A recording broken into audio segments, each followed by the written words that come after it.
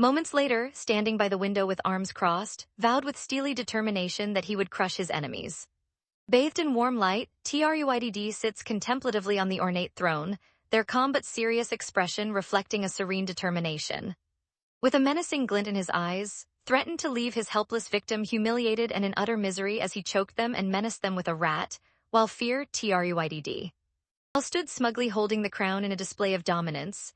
A shadowy figure writhed in agony behind a wall of thorny vines, desperate and powerless.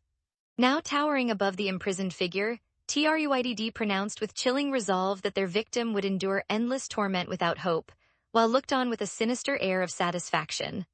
With a cold, calculating gaze, extended his hand into the darkness, explaining that others would become unwitting pawns in his intricate game. As his grasp tightened, those pawns were mercilessly destroyed and cast aside, their usefulness extinguished the moment their role was fulfilled. Bathed in gentle light, sat lost in silent contemplation, his expression revealing a deep, pensive mood.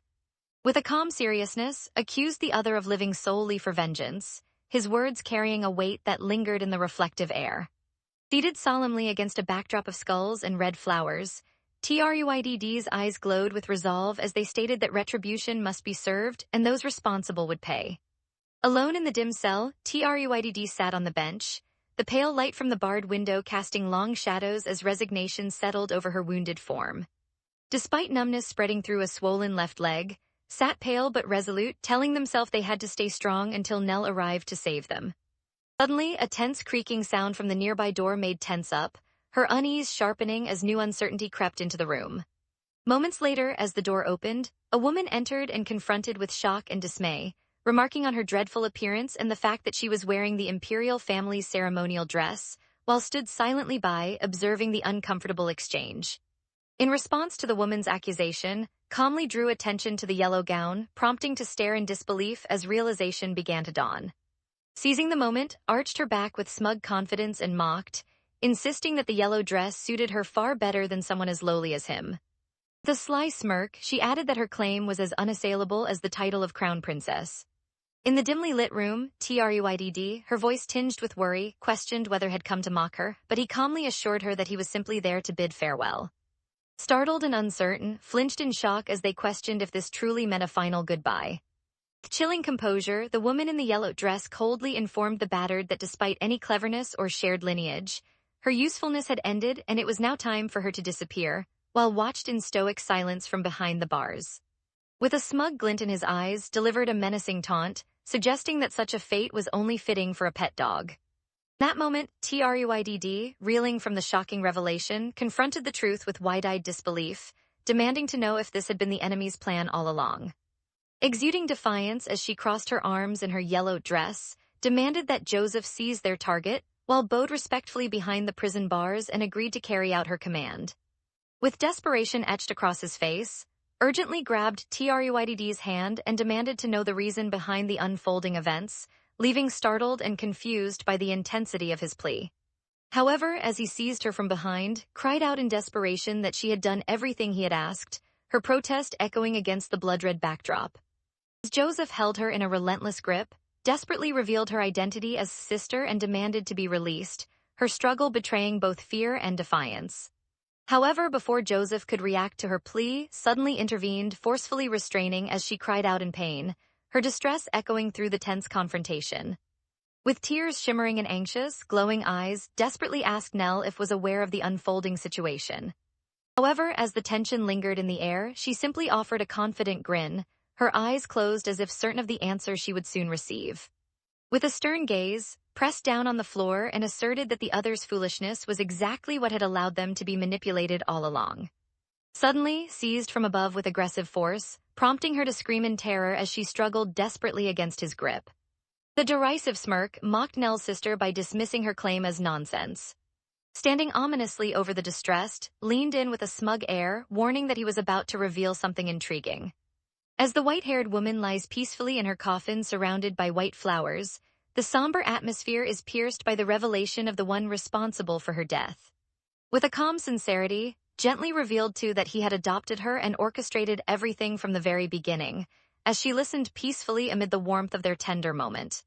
Amidst the shattered reflection and a suffocating sense of betrayal, revealed that Nell was the very person had trusted, prompting, overwhelmed, and distraught, to insist in disbelief that such a thing could never be true. Stunned and overwhelmed by a sudden, painful realization, Truydd tried to convince herself in a trembling, disbelieving voice that he would never do such a thing. In the dimly lit room, the calm, white-haired figure acknowledged with a subtle smile that their house's smooth bid for independence from the Empire owed much to the other person's unwavering obedience. Dressed in ornate clothing, calmly prepared the glowing purple vial, stating that as a reward he would grant a painless end. Exuding a commanding presence, forcefully's mouth open as she desperately protested and recoiled in fear. As the chilling atmosphere deepened, the ominous figure administered the glowing vial to the weakened, coldly remarking that at least she had learned the truth before her demise. The smug glint in her eye, Truydd taunted her tense companion by remarking that he should feel grateful for Princess Mercy in offering him a painless death, her words hanging menacingly in the elegant room as listened in strained silence. With a sinister glint, coldly commanded that her death be swift and her body preserved for his future schemes. As the realization struck, his eyes widened in shock, feeling utterly betrayed upon discovering that even Princess had been involved. The tender smile and a faint tear glistening in her eye expressed heartfelt gratitude, her words carrying a bittersweet warmth. However, as coldly forced the mysterious purple potion into her hands, he remarked that she was nothing more than a pawn on a chessboard, leaving desperate and powerless in his grasp. Gulped in shock as they realized with dismay that all their devotion had amounted to nothing more than being used as a pawn. Staggering barefoot amid the swirling purple energy, confronted the source of their betrayal, demanding to know how, after everything they had given to the house and the empire, they could now be so cruelly discarded. Haunted by a sense of injustice, Truydd questioned what fault could possibly lie with them, wondering if their striking red eyes and humble origins were the reason for their suffering. Blood trickling from their mouth and desperation etched across their face, demanded to know if that was truly the only reason, protesting the deep unfairness of the situation. With a furious glare, Truydd pronounced that they would curse everyone, the air thickening with ominous intent. Suddenly, crumpled to the blood-spattered floor, their strength utterly spent as the room's ominous energy seemed to claim its first victim. Lay sprawled on the ground, his pale form surrounded by vivid pools of blood as pain and vulnerability overwhelmed him. As the fragile hourglass shatters, glowing blue liquid and streaks of red spill outward while a brilliant gem tumbles into the void, casting an ominous light over the scene.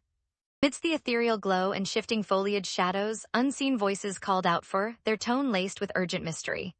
Suddenly, a desperate voice cried out for, causing her eyes to widen in shock as tears welled up, capturing the raw vulnerability of her startled reaction. Looked down with concern, gently reaching out as they asked why their companion was crying. Meanwhile, a close-up revealed her vulnerability as silent tears streamed down her face, only to be softly wiped away by a comforting hand. In the softly lit room, Truydd looked up with hopeful eyes and softly asked if the woman before her was her mother, as a gentle hand reassured her with a tender touch.